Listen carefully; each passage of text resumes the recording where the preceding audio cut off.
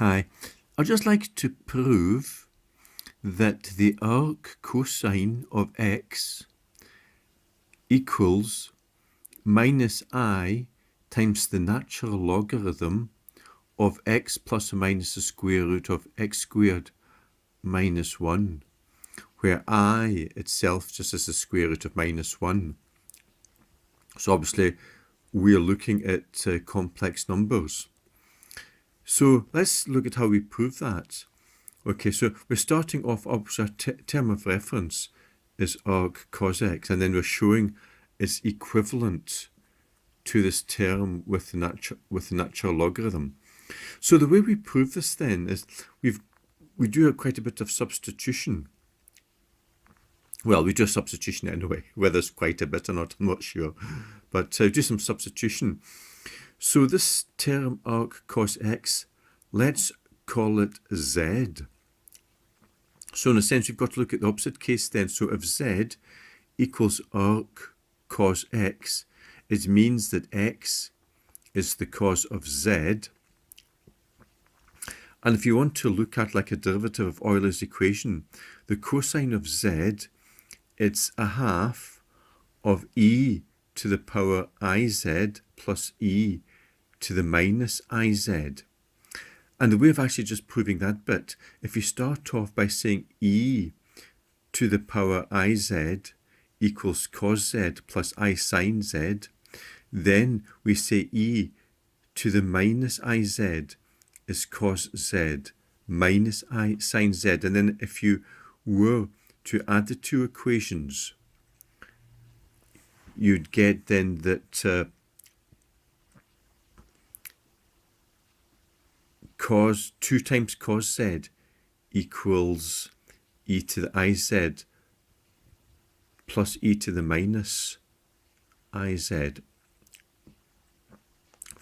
So anyway, so we've got cos z equals a half of e to the iz plus e to the minus iz. So yeah, we are going to do a second substitution, then saying that u equals e to the power iz, in which case e to the minus iz must be 1 over u. So if you just substitute u for e to the iz, and then we've got x, which of course was cos z. Now we say x equals a half u plus 1 over u.